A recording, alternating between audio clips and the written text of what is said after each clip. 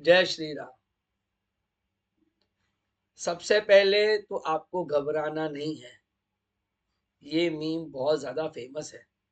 इमरान खान का मीम कई बार हमारे ट्विटर हैंडल पे कोई ना कोई डालता रहता है, अपना वीडियो बनाता है, उसके आगे डाल देता है।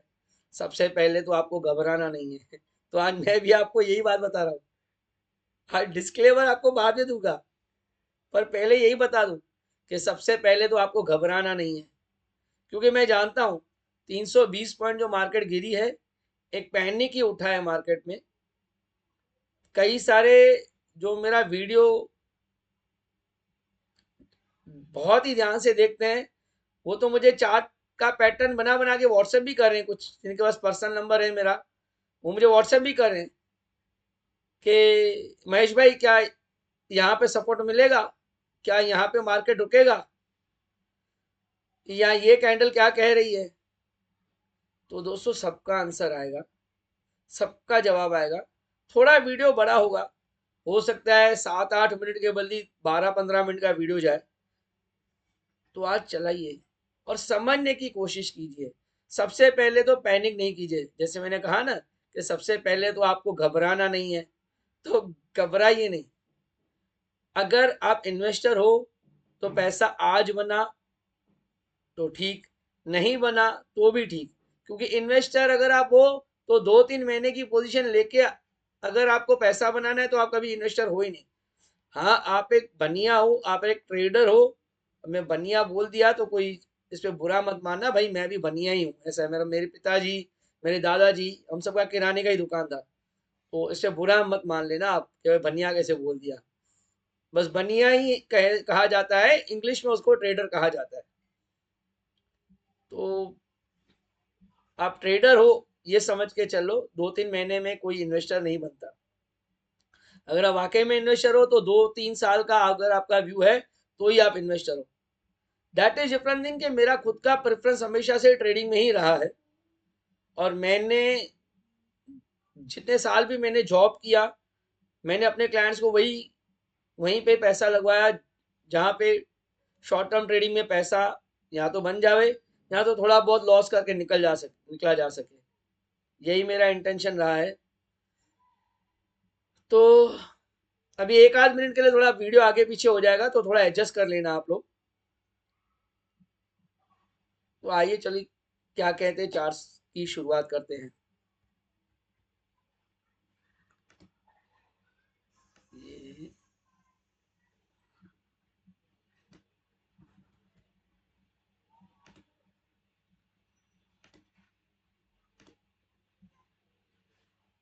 निफ्टी के चार्ट्स पे आ जाते हैं।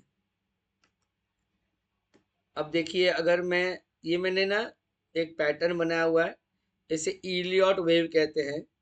और ये मैंने 200 ईएमए लगा के रखा है। डीईएमए कहिए, कोई ईएमए कहेगा, उससे ज़्यादा फर्क नहीं पड़ता। एक्सपोनेंशियल मूविंग एवरेज होता है ये।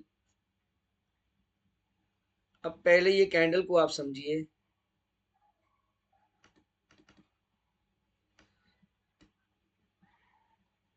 ये एक कैंडल है, इससे ये ऑलमोस्ट, मैं ऑलमोस्ट वर्ड यूज कर रहा हूँ, ऑलमोस्ट मारू बोजू करके एक कैंडल कही जाती है, बेरिश मारू बोजू।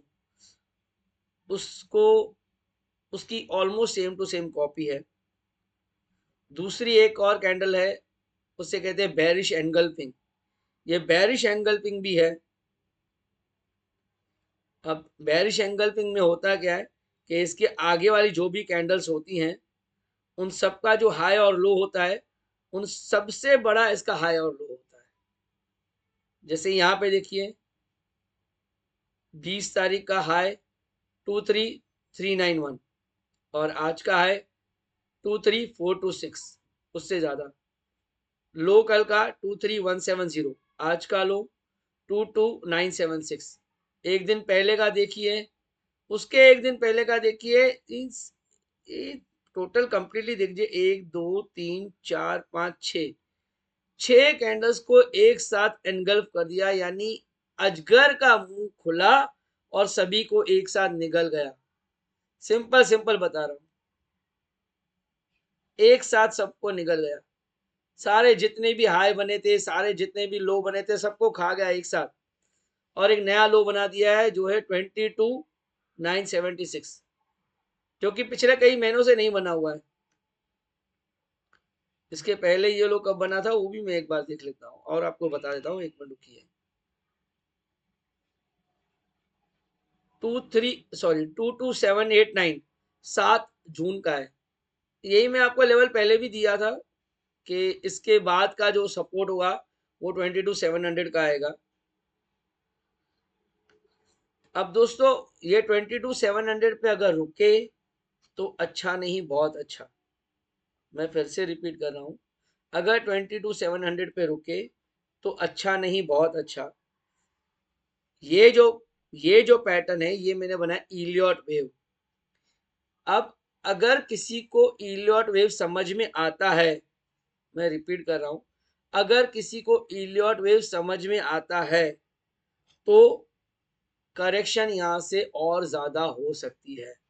फिर से रिपीट कर रहा हूं, ये 22,700 पे नहीं रुकने वाला, हो सकता है ये 22,700 से नीचे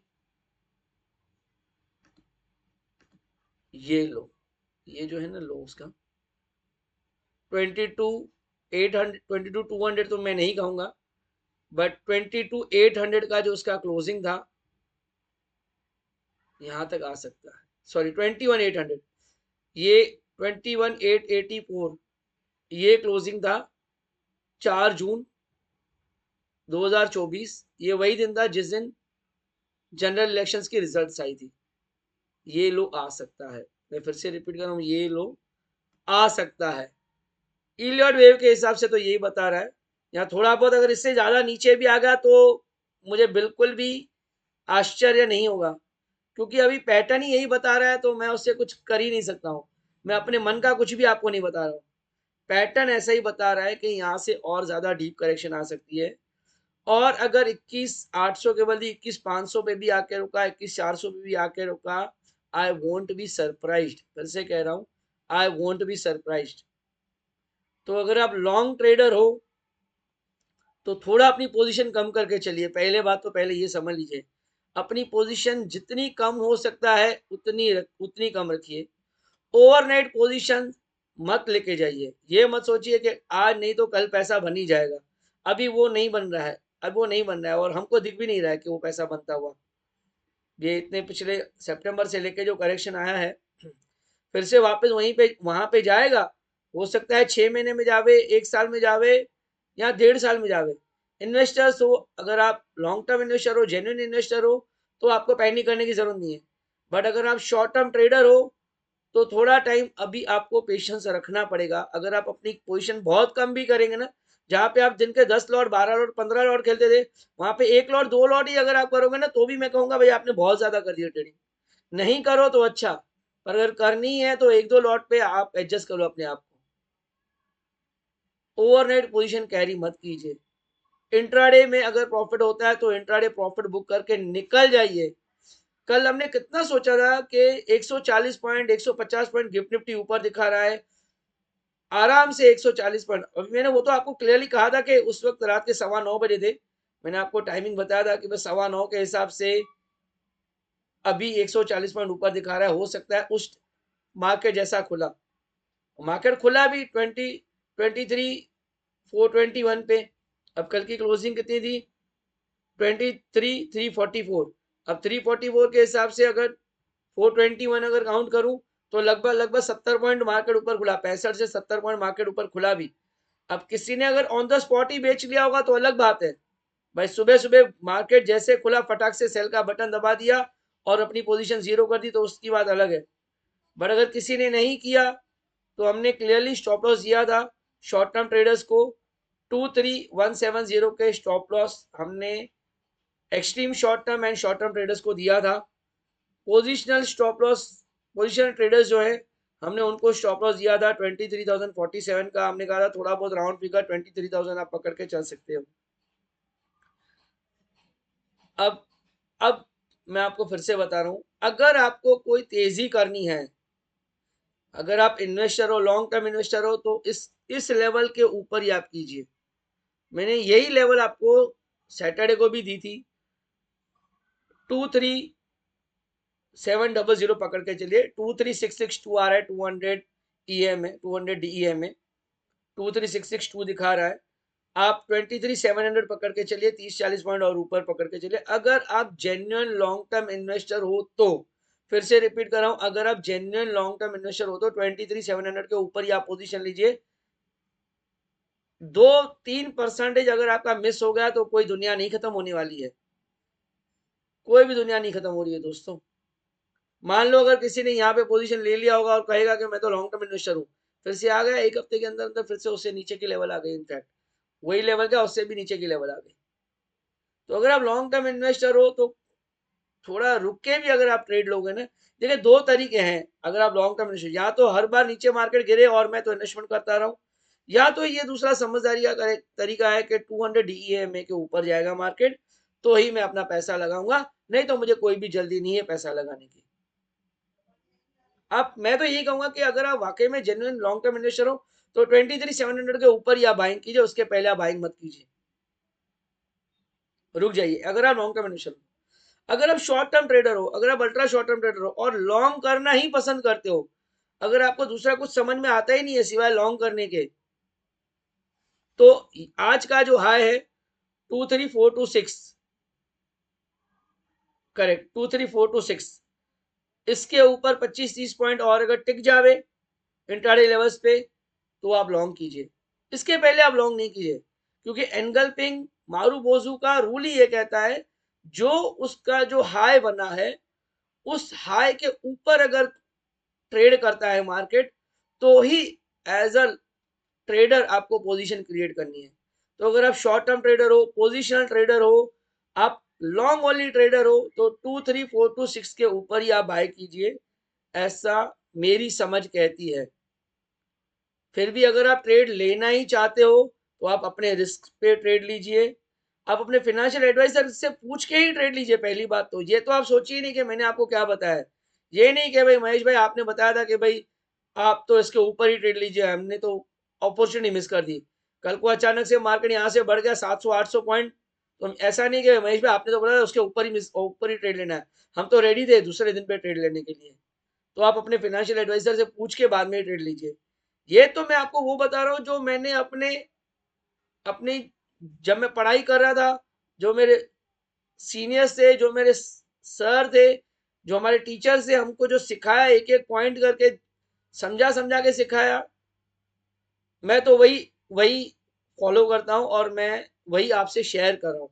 मान लीजिए कि ये मैं आपको अपना एक व्यू शेयर कर रहा हूँ, पर्सनल छोड़ दीजिए, मैं एक आपको अपना व्यू शेयर कर रहा हूँ कि मेरी समझ, मेरी पढ़ाई लिखाई ये कहती है कि अगर आप शॉर्ट टर्म ट्रेडर हो तो 23,425, 23,450 पकड़ लीजिए, 25-30 पॉइंट 50 पॉइंट और आगे पीछे भी हो गया तो कोई फर्क नहीं पड़ेगा। 20, क्योंकि क्या होता है कई बार ऐसा देखा गया है कि थोड़ा सा ऊपर मार्केट लेके आता है ऑपरेटर, या जो भी ऑपरेटर लेके आता है, कौन ऊपर लेके आता है वो मुझे पता नहीं, पर कभी कभी ऐसा होता है कि अचानक से ऊपर जाती है थोड़ा सा, फिर बाद में वहां से सेलिंग आ जाती है अचानक से, और वहां पे ट्रेडर सेल करना शुरू कर देते हैं। तो कई बार इसमें ना रिटेल पब्लिक फंस भी जाती है कि अरे हमने तो सोचा था 25-30 पॉइंट ऊपर जाएगा और जैसे ही गया हमने पोजीशन क्रिएट की हुई तो मार्केट धड़ाम से नीचे गिर गया। तो आप अपने फाइनेंशियल एडवाइजर से पूछ के बाद में ही ट्रेड लीजिए, मेरा तो ये आपको सुझाव है। बाकी अगर आपकी ऑलरेडी पोजीशन लॉन्ग है तो थोड़ा, अभी यहाँ पे लॉन्ग वालों को भी मैं, जिसकी ऑलरेडी लॉन्ग है पोजीशन, उनको भी मैं यही सजेशन दूंगा कि अगर आपने हमारा स्टॉप लॉस फॉलो किया है तो वेल एंड गुड, क्योंकि हमने स्टॉप लॉस 23170 का दिया था शॉर्ट टर्म ट्रेडर्स के लिए, पोजिशनल ट्रेडर्स के लिए 23,000 का स्टॉप लॉस हमने दिया था। हमने तो 2347 बोला था, पर 25-50 पॉइंट सेफ्टी मार्जिन के हिसाब से 23,000 भी दे दिया था, हमने तो अपना स्टॉप लॉस दे दिया था। पर अगर आप अभी तक अपनी पोजीशन कैरी कर रहे हो तो मार्केट में हमारी समझ तो ये कहती है कि और ज्यादा करेक्शन आ सकता है, ये करेक्शन को रूल आउट नहीं किया जा सकता है। अब ये 200-300 पॉइंट कल परसों में आ जाएगा या आने वाले 10 दिन में आएगा वो मैं आपको नहीं बता रहा हूं, वो बताना बहुत डिफिकल्ट है। फिर भी आप अपने फाइनेंशियल एडवाइजर से पूछिए, क्योंकि वो आपको ज्यादा बेटर समझते हैं कि आपके लिए क्या बेटर है क्या बेटर नहीं है। अभी आ जाइए एक बार निफ्टी यानी FII का भी डेटा देख लेते हैं। लगभग 6,000 करोड़ रुपए की सेलिंग है, 5,920 करोड़ की सेलिंग है FII की, और DIS की 3,500 करोड़ रुपए की बाइंग है, यानी 2,500 करोड़ का ऑलमोस्ट 2,420 करोड़ रुपए का फर्क है सिर्फ कैश सेगमेंट में। अब एक बार एक्सेल पे भी आ जाता हूँ, एक मिनट जरा रुक जाइए।